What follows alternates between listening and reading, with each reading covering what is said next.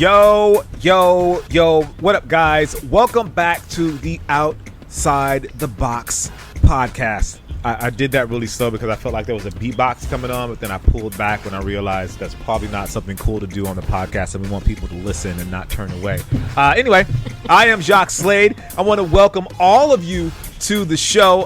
For everyone that's been listening, I know I said this a little bit last week, but we really are super grateful and thankful for all of you guys that listen to the show.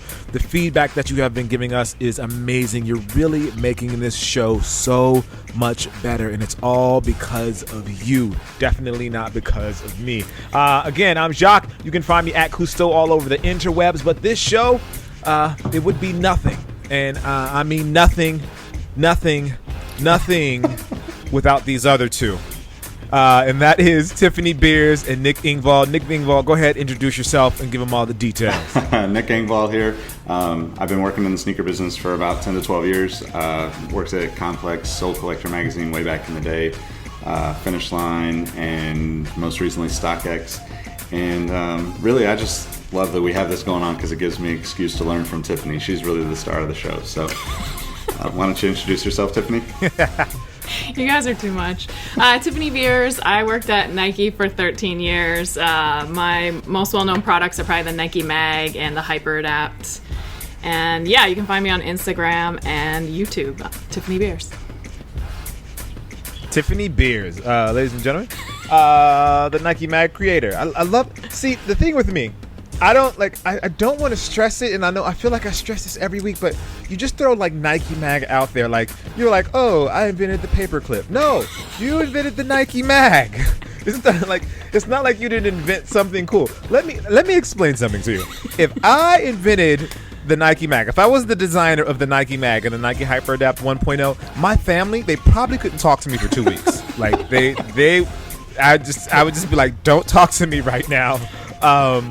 I don't know if you've seen it, but I helped design the Nike Mag and the Hyper Adapt 1.0. They laced themselves. Yes, so please refer all questions to my assistant for the next 2 weeks. But that's just me. That's why, God made different people. And, obviously he didn't want me to design the Nike Mag because of how I would act. Anyway, so this show, we got a good show for you guys. We got the good stuff planned for you guys today. And we're going to kick things off with LeBron James. LeBron has obviously been in the news a ton in the last couple of weeks. He opened up the I Promise School.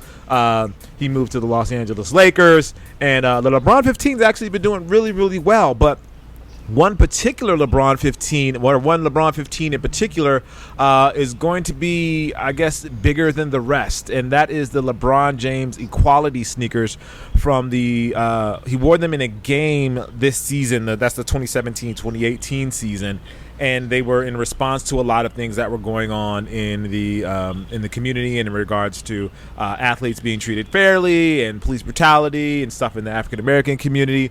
But the shoes are going to the Smithsonian, and very specifically, they're not going just to the Smithsonian. They're going to, what's the name of the museum? There is a special museum that they're going to. I can't find it. The Museum of African American History and Culture. Yeah. There you go. Yeah, that's great. The one black guy on the podcast doesn't know the name of the African American Museum of African American History and Culture. So there's kind of two ways that we can approach this. One is that, this basically establishes these shoes as almost like a part of history, and not just like sneaker history, history that's bigger than sneakers, which is amazing to me. And then also, it also shows how big of a star that LeBron is, that a museum wants his sneakers. So I guess my question to you guys, I was kind of thinking about this. Is there another pair of shoes that has sort of a relevance beyond just the athlete or anything like that? So I think the most, I would say, like, iconic moment in sneakers in terms of like beyond sneakers is whenever it was the Mexico City Olympics, Tommy Smith, like when he held up his fist, he actually, like, prior to that, actually held up, like, or I can't remember if it was right before or right after, actually held up his Puma suedes. That's probably, like, to me, is like the most, like, you know, vivid, you know, kind of like, or like most securely stamped on history kind of moment in sneakers, to this extent, right? Yeah. And even more so probably than LeBron. I mean, I hope that like, you know, obviously with the school and with his recent stuff with Trump, like, you know, going back and forth, and even like Michael Jordan kind of getting in the mix a little bit, it's just a really interesting time. And to have this be something that could potentially like put LeBron on that, like, you know, world level outside of sneakers, you know. And I saw, this totally might be going down a rabbit hole, but I saw somebody comment that said, you know, LeBron's going to be our president in 20 years or something like that. And it's like, it's kind of interesting to think about those things, because if you look at, like, you know, Trump came from just an entertainment background and ended up being president. Ronald Reagan, same kind of thing. And like, who knows, like, maybe that's true, but this definitely gives him a little bit more credibility, you know, globally, and, you know, for generations to come. Yeah, I can't think of another piece of footwear that had such a social cause. You know, obviously a lot of Michael's original pairs and things were valuable, but it was just in terms of basketball and what he did. But like these ones, I mean, they're so special. It makes me think of actually the boxing gloves. Like maybe some boxing gloves might have been as important. Oh yeah. But not. I can't really think of another product that would have been. I mean, I guess if we knew some of the shoes that, you know, some of the prominent people wore during like the big speeches and things, that would have been cool. But I doubt there were sneakers, you know. Yeah, I don't think there were a lot of sneakers made are worn during those times. Yeah. You know, the interesting thing about this is the conversation of athletes making political statements or taking up social causes, and obviously in the last couple of years, that's something that has dominated a lot of the mainstream media, with people feeling that athletes shouldn't speak up or involve themselves in social causes. But at the same time, they want athletes to be involved and to be a part of social causes, which, you know, I feel like there's a lot of back and forth about it. And, you know, I'll just give my personal opinion on this. And, you know, I know this is not the tone of this podcast, but I feel like if an athlete has something to add to the conversation, if he's adding to the community, he or she, I should say, is adding to the community and helping out others, or bringing some injustices or inequalities to light, then I welcome them speaking. It's interesting, and that LeBron gets all this backlash because of what he said or what he's doing, but no one said anything when J.J. Watt raised all of that money for the hurricane victims. But that's a different story entirely, I imagine. But yeah, I just think it's really cool that that LeBron's stepping out there, and that, you know, he's able to express himself and use his fashion and something that we know people pay attention to, which is his sneakers, to really get that message across. Yeah, I agree with you. I think it's absolutely amazing to see athletes speaking their mind. I mean, I think this is you know, human nature at its core, right? And when you really believe in something, like, you should stand up and speak up for it. And, you know, whatever that is, just I think that, like, this is nothing new. We've seen this with, I mean, Muhammad Ali is, you know, almost as important of a figure politically and in the civil rights space as he is an athlete. Like, and that type of thing is nothing new. Like, that's always been the case. And I think now more than ever, you know, like, we have the opportunity to create an audience for ourselves, no matter who you are, whether you're an athlete, whether you're an entertainer, whether you're on YouTube, you know, whether you are just a fashionable person or whatever, you can create your own audience. And to have someone say that, no, that person created their audience because of a God-given gift and hard work and talent with a ball or some sport, nullifies the fact that they have an opinion, is kind of asinine to me. But I do think that, like, we're just in an interesting place where LeBron is kind of the, you know, he's kind of taken, like, the new face of this kind of stuff, just because he's been in so much stuff, and obviously building a school is an incredible feat, and, you know, completely admirable, and to have people kind of attacking him for even doing that is just like kind of ridiculous. But you look at like Colin Kaepernick and those kind of athletes that like didn't quite reach the popularity of LeBron, and I think that's kind of shows exactly how it works, right? Like you get to a certain level and it's like it's okay, and then somebody up above says no more of that. And I just think that like it's ridiculous, because you wouldn't do like the same kind of people are doing the same thing to the YouTubers. Like Jacques and I were just talking about what's his name with like the inappropriate YouTube videos recently. Like that person doesn't deserve to have the voice if LeBron doesn't deserve to have his voice heard, right? But right. So I don't know, that's kind of off on a tangent, but yeah, I think it's important. Athletes are big, important people in our times these days. It's different than it was 20, 25 years ago.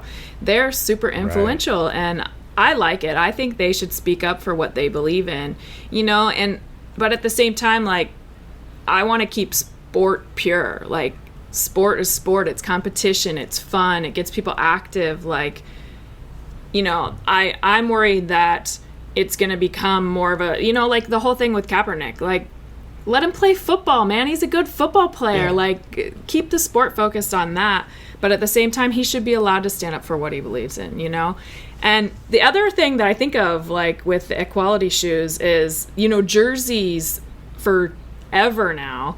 Anytime, like, a teammate or an ex-teammate or someone special to the team passes away, they've always put their name on the jersey or the number on the jersey, and that's always been kind of reserved for that. And so I think they should continue to respect that and do that. I just hope that like basketball doesn't end up with all these players with just social cause everywhere, and it gets so confusing that people don't care anymore. Yeah, it uses the importance or relevance if it becomes overly saturated. Yeah. So I totally get that. And all right, and here's an awkward transition. Yes, the best guy. The best guy. There's the beatbox you guys were looking for. Transition.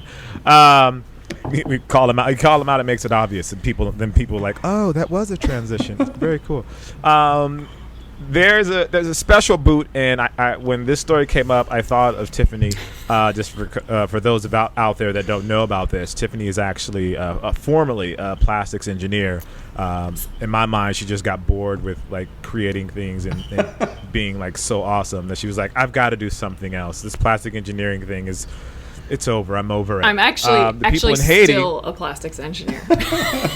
Oh, well, there you go. It's my degree. Well, there you go. Let's take that. See, she's a plastic engineer by degree. See, I told you, Tiffany is special. The good folks over at Timberland, for people that wear Timberlands, mostly those in like the Northwest or on the East Coast, because we really don't wear them here in California, or I should say in LA. Let me say California. We don't wear them really here in California. They started making canvas-like uppers out of recycled plastic bottles picked up from the beaches of Haiti, which sounds very, very cool. And they actually broke it down. And Tiffany, I know you broke this process down a little bit for us a few episodes ago, but I'm going to read this and then you can kind of hop in and tell me exactly what this means. The company that does this with Timberland is called Thread, and it says Thread breaks down the bottles into flakes, heats up the mixture, then passes it through an extruder, like water passing through a shower head. It then rolls and bales up the threads so they can be spun into fabrics. The material is like polyester. PET plastic, like polyester, comes from oil. I think I know what that means, but can you put that in terms so that a 4-year-old such as myself would understand? Yeah. Sure. It's similar to the Adidas process that we talked about for Parley, except Parley, they actually take it back to the monomer, so they do involve like a level of chemistry with what they're doing.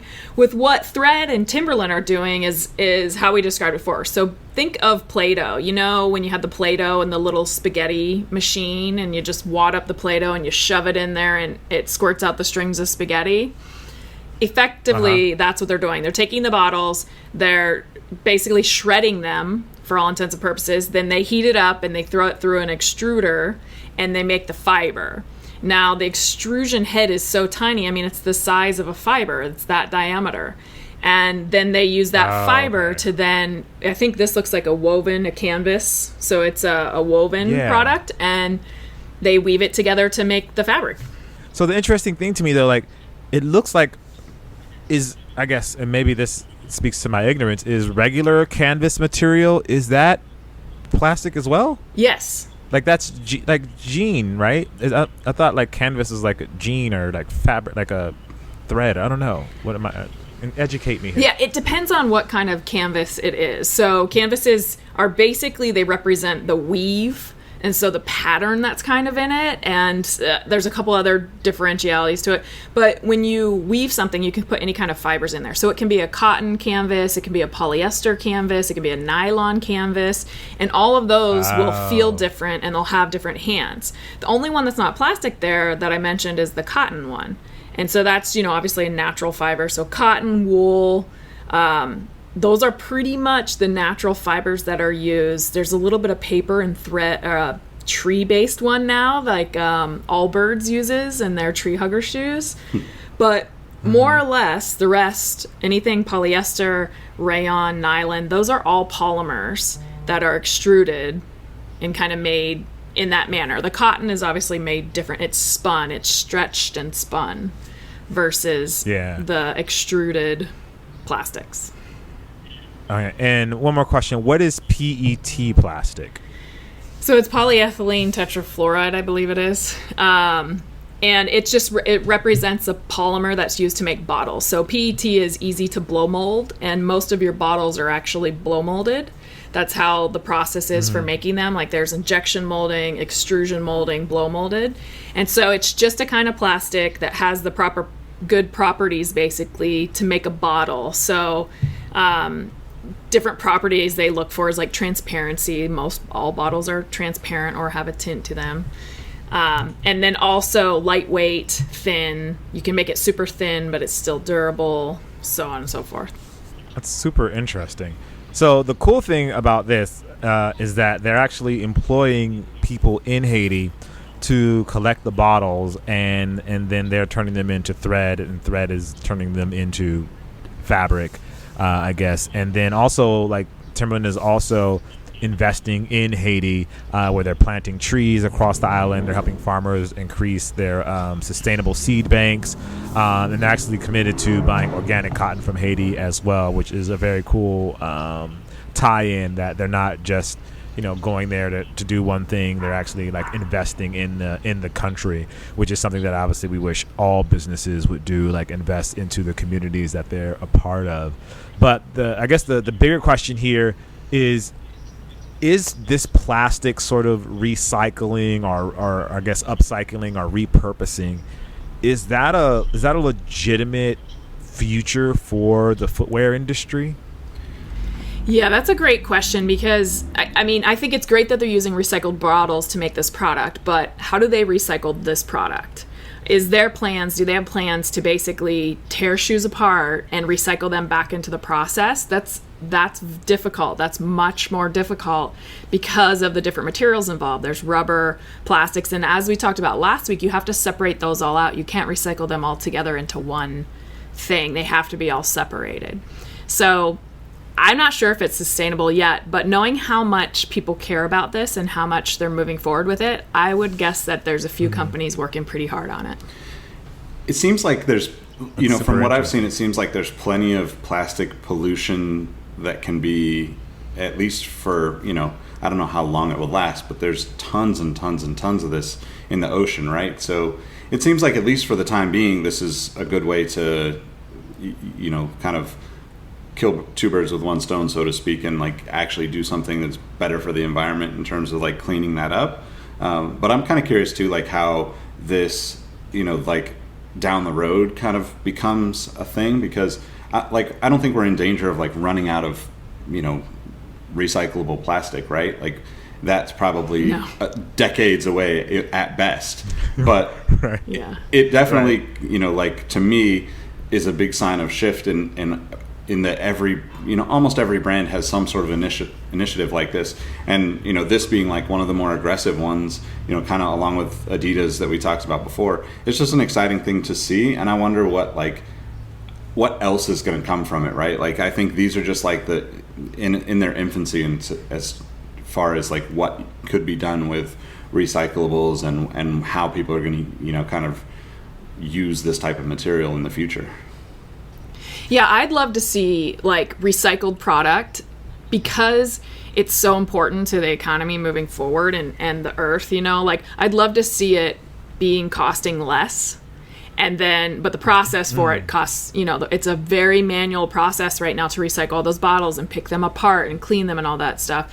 I'd love to see virgin materials or product that's made 100% virgin be taxed up big time, so that people start purchasing the more recycled product. It kind of forces them into it. Interesting. I'd love to see an area too where if you recycle and you're good about your recycling, you're sorting things properly, doing that, like you get benefits for that, you get bonus for that.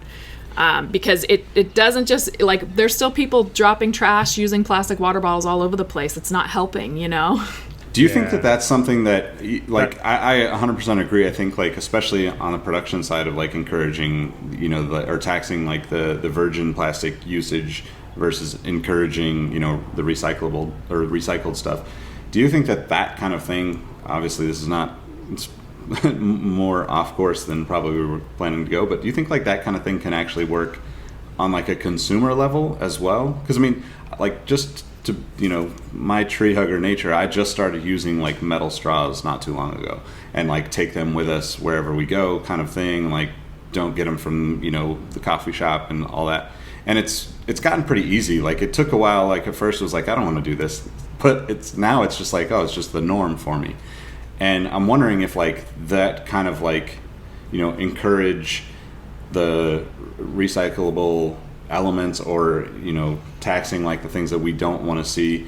If obviously big business is going to fight those kind of things if it's cheaper for them and they make more money.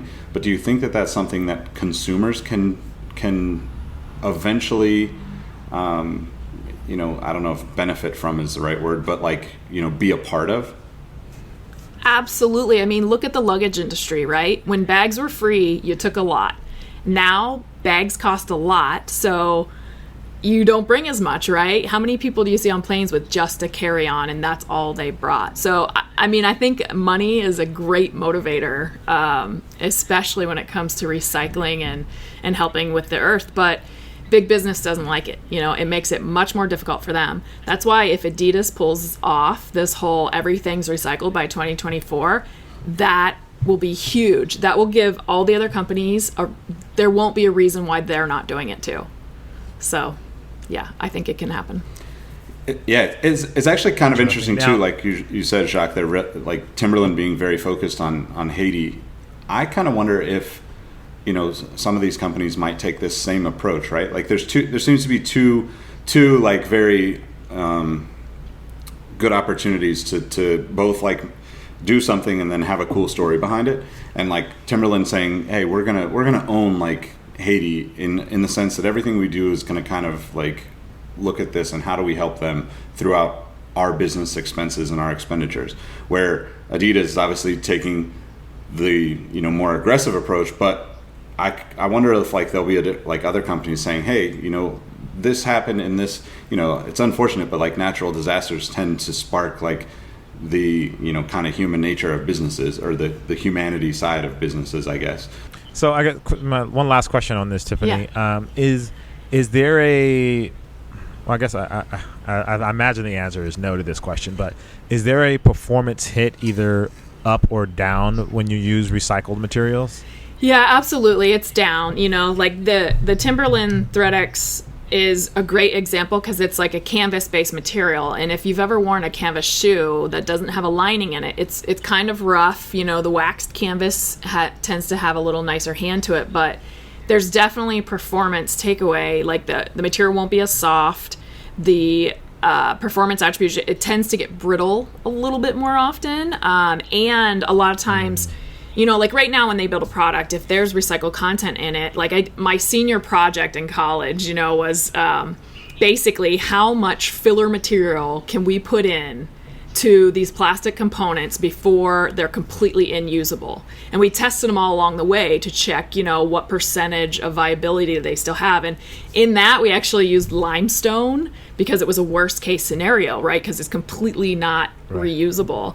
And it wasn't much over like 20-25% before the component, the entire product was not viable anymore. So if you think of like this shoe using, like, they don't state how much is recycled or if it's 100%, we don't know that. But once it's used once, can they recycle it and use it again? Like, this is where the chemistry companies need to jump in here and start to figure out, like, how can we reinstate properties? How can we let these materials get recycled 100 times over and still be viable? Or if there are materials that can do that versus the ones that can't, get everybody to lean towards the ones that can be reused consistently and recycled. Yeah. Now, my conspiracy theory mind, when you say stuff like that, makes me think that's something that will never happen, because a business would be like, no, why would we give them something that they can use over and over and over? That means they would never buy anything new from us. But maybe that's just my conspiracy theory mind going to work. Anyway, speaking of using things over and over and over, God, I love these transitions. I'm so good at this. I am so good at this transition thing. There's a Nike shoe called the Air Max 1. And it's an iconic shoe. It's a shoe that set a precedent. It's a shoe that inspires. It's a shoe that you recognize right off the top. And I'm going to toss this to Nick because he brought to the table a shoe by Alexander McQueen that, let's just say, it's heavily inspired by the Air Max 1. Yeah, heavily inspired is an understatement, I think. I think the nature of like high-end fashion brands of like basically just blatantly ripping off, more sneakerhead type shoes or more like general, kind of consumer type shoes is nothing new, but I also think that it's like the most, ridiculous thing out there, because I obviously don't know Alexander McQueen, but I would assume that the reason he's making the shoe is because he likes wearing Air Max 1s in the same, university red OG colorway. So he decided to make an Alexander McQueen shoe that basically has the same, almost the same upper, same color blocking with a little bit chunkier of a midsole.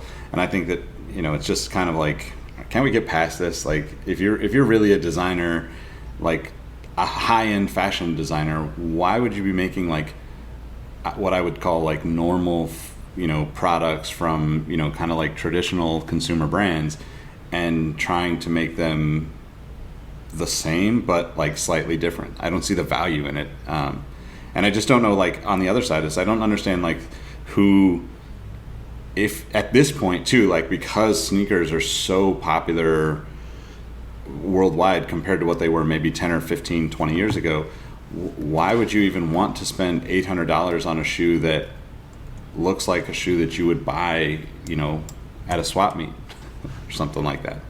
Yeah, Alexander McQueen, he's obviously passed away. These are the designers that are running and still using his name on product. I don't think he would ever actually do this. It kind of surprises me.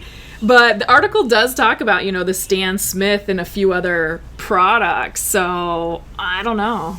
So to defend the designers here, this is a more bulky dad shoe, or oversized runner, as Tyler Wanamanuk calls it over at GQ, aka dad shoes is what I'm calling it. And I guess my thing is, like, if this wasn't made by a luxury brand, if it wasn't quote unquote Alexander McQueen and this was Kmart or this was a Walmart shoe, like, no one would care about it. But just because the name Alexander McQueen is attached to it, everyone's like, or at least GQ is like, this shoe is official and it means business, or like, it's, I don't like, I guess I'm just trying to understand the logic behind. I guess, and this is more of a consumer thing. If the consumer is impressed by the name, by the brand, then it's okay. But if they're not familiar with the brand, then it doesn't matter. And it's $800.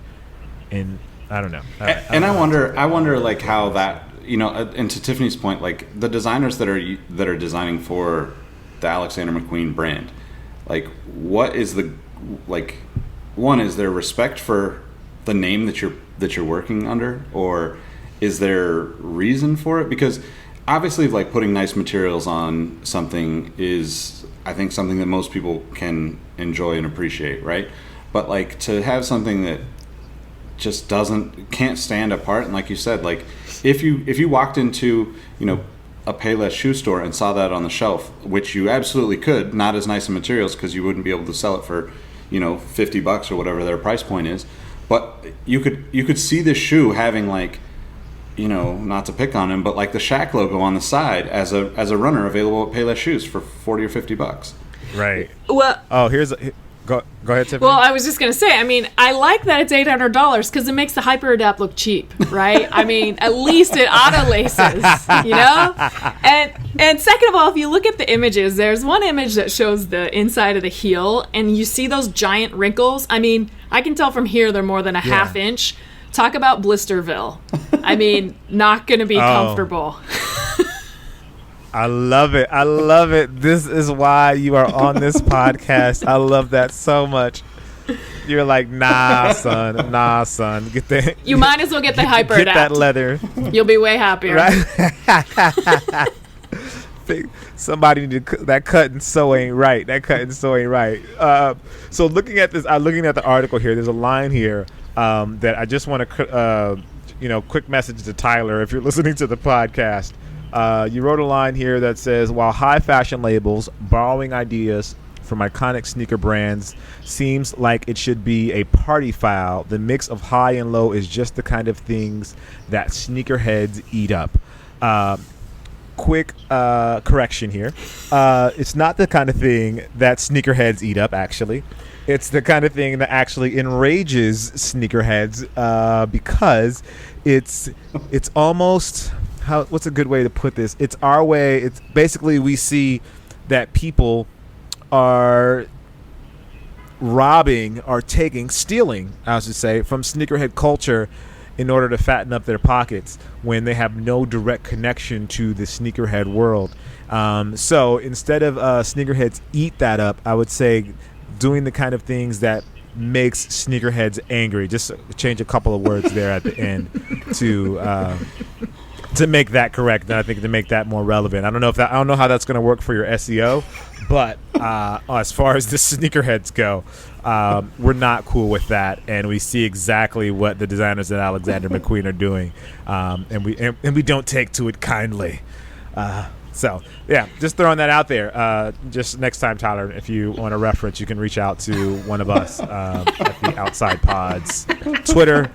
Or you can reach us on Instagram if you need a subject matter expert to provide a little insider information on those sorts of things. But with that being said, speaking of knockoffs, now we have a big bust that went down for $73 million. That's million in counterfeit Jordans. Now, this story goes directly against the thought that Jordans aren't selling, or maybe this article is the reason why Jordans aren't selling, because people are able to get their hands on these counterfeit versions. So actually it wasn't just Jordans, it was Nikes and I'm sorry, let me read this article again, because ABC News called them Nike Air Jordans, which is obviously already wrong. They didn't refer to a subject matter expert either, apparently, when writing the story. It's no, they refer to both of them in there. Nike Air Jordans sneakers that, if authentic, would have been worth $73 million, according to NYPD and Homeland Security investigations. So basically, everyone knows Jordans sell for about $190 per pair. Investigators inspected nearly 27,000 pairs of sneakers before charging these 5 people with counterfeit goods for trafficking. What is it? With counterfeit trafficking, conspiracy, and trafficking in counterfeit goods. Those things sound especially heinous, especially to a sneakerhead. So here's the thing about this story. The fakes or the counterfeits are getting so good, and it's almost impossible to tell the difference between a counterfeit and the original. Tiffany, we talked about this a little bit before we hopped on the podcast, but can you kind of speak to it a little bit on like how good this stuff is becoming? Yeah, I mean, it's incredible. They finally have figured out, the counterfeiters, that they need to copy all of the details, right? Every single detail. Like, I would have to look at, counterfeit mags, and even a couple counterfeit hyper adapts, and you look at them in just photos, and since I worked on the projects, I could identify, I know those shoes like in the back of my hand. I could totally identify when it was counterfeit.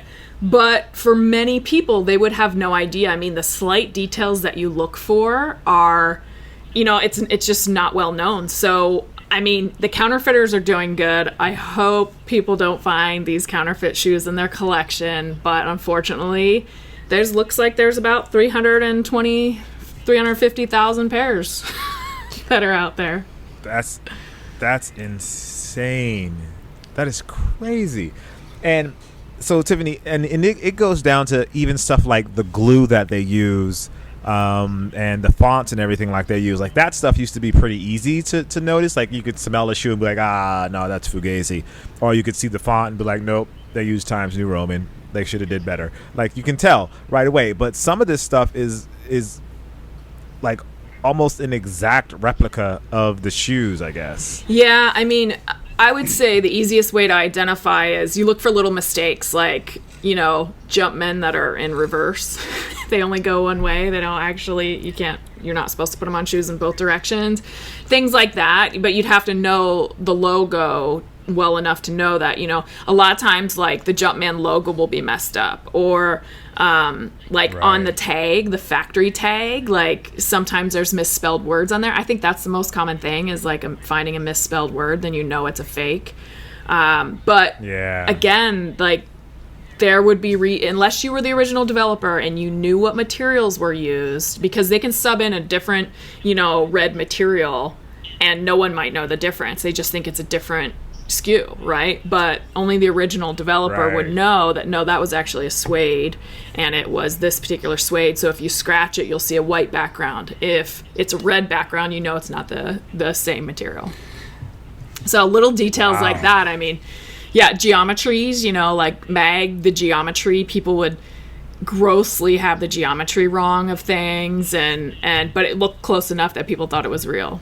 That's amazing. It is kind of wild too, because I think the other part that, like, this has become such a, obviously, like, now there's businesses, dedicated to, like, supposedly, like, identifying fake sneakers, and people paying for that service. But I think that it's also interesting to think about, like, when it was much easier for people to, like, I would say, like, 10 or 15 years ago, like the Nike SB era, I could identify almost any fake SB that came out, because there were so few that were actually being counterfeited, right? Or, like, it'd be very specific ones, the ones that people wouldn't want to pay a huge amount for. And now there are, like, counterfeit shoes of, like, everything out there. Like, you can probably find almost every shoe that's sold in a Foot Locker, in a Nike store, an Adidas store, on the internet from some, like, bootleg site for half the price. And that, to me, is just like how big this problem is, like, so huge.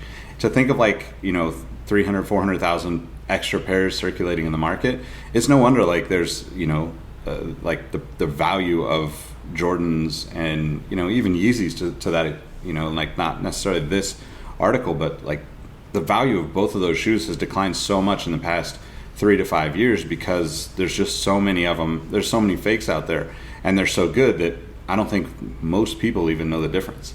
So here, just a quick little bit of inside information here. Basically, what they would do, they would make the shoes in China. They would arrive in Newark, but they would arrive without any logos on them, and that's how they were kind of able to get under the radar. And then they would be sent to Brooklyn and Queens, where they would add on the logos and then they would be distributed for sale. So basically, they would ship like a blank Air Jordan shoe with no Air Jordan on them or Nike or any of that sort of stuff on it, and then add it when they got to the States and then go out and sell them, which is just blows my mind. And for you sneakerheads out there, I know most of you guys you can probably spot a fake Jordan. You know what it is. The issue is those aren't the people that are probably buying these shoes. It's probably the average Joe that wants a pair of Jordans or sees a pair of Jordans. They're the ones that are going on to these sites and buying these because they don't know any better. Like sneakerheads, we're pretty I would say educated and to know that if we go to a site and we see a Jordan for like half price, we know we could probably figure out that it's not real. Same for a Yeezy or something like a hype shoe for a half or a third of the price. We know it's not real. But for the average consumer, they know that, oh, the Yeezys are dope. The Yeezys are super hype right now. I'm going to look them up. And then they find these Fugazi sites and buy them, not knowing that they bought a fake shoe. So this is your way. Sneakerheads, this is your responsibility. It is time for you. I feel like they should start up some music. Boom, boom, boom, boom behind me here. This is your opportunity to step forth and educate the masses. Let them know when they have gone to the wrong sites and not to buy the fake shoes. You have the power, sneakerheads. It is in your hands. Make a difference. You know, it's kind of funny. Like, now that we've gone through both of these stories, like, if these counterfeiters would have just read the Alexander McQueen article ahead of time, they could have just left the logos off and sold them for $800. Well, I mean, sort of, but I think we have to question customs a little bit. Like, how did customs let these in? How did they not question 42 containers full of generic sneakers going into Brooklyn? Like, what sneaker brands originate in Brooklyn and sell that many shoes? Like, customs is usually really hard to get stuff past, you know, like you have to have your documentation correct. Like you've got to really have your stuff together. So like, how did they let this go on for 2 years? Like, doesn't make sense to me. That's true. That's a good one. I would love to get like be like a ride along for one of these cases where they bust like these people or they like investigate one of these like fake sneaker things. I'm gonna look into that, see if I can get a ride along. You can be customs subject matter expert. There you go. That would be dope. There you go. Last thing before we get out of here today, I was reading in this story. There's the ICE HSI special agent in charge, Angel M. Melendez. Oh, I'm sorry. No, it's not him. I'm sorry. It was Manhattan U.S. Attorney Jeffrey S. Berman. He had. I'm trying to find the best. It's like straight out of a movie, a bad movie. Yeah, it's out of a movie. Yeah, it's like a bad movie. You know that? What's that TV show where he says a line like somebody dies and he's like, I guess they won't be walking again, and it's like, Bear! Like that. It goes into like the music. It's like one of those movies. He has his line here at the end, and he's like, just don't do it. I feel like really, Jeffrey. That's your quote. That's the quote you give the media. Just don't do it. All right, we get it, Jeffrey. You want to be cool. Anyway, as always, guys, we appreciate you listening to the Outside the Box podcast. I am Jacques Slade. You can find me at Cousteau all over the internets or the interwebs. That's on Twitter, Instagram, YouTube, all of that good stuff. But again, this show would not be what it is without the other two people that are on this show. I say that and I joke about it a lot, but I do really mean that wholeheartedly. They really add to the show and make this show what it is. Nick, tell them where they can Nick find Engvall, you can find me on all the social platforms, NickEngvall, or at Sneaker History on all the social platforms, or sneakerhistory.com. But I wholeheartedly just really want to learn from Tiffany on this, so I'm going to let her tell you how to find her. Tiffany Beers on YouTube. You can subscribe to my YouTube channel. It's just Tiffany Beers, and on Instagram. That's Tiffany Beers, Nick Engvall, and I am Jacques Slade. As always, guys, we appreciate you guys listening. Make sure you follow us on the Outside the Pods on Twitter and on Instagram. If you have any feedback, anything you want to tell us, any of these stories you love, any of these stories you hate, or if we just told the story the wrong way and you think you could do it better, let us know. You got to make this show better, and we appreciate everything you do. Also, don't sell fake sneakers because each defendant faces a maximum of a potential sentence of 20 years. You get 20 years for selling fake kicks. All right, guys, I'm Jacques Slade, and I'm out of here. Peace.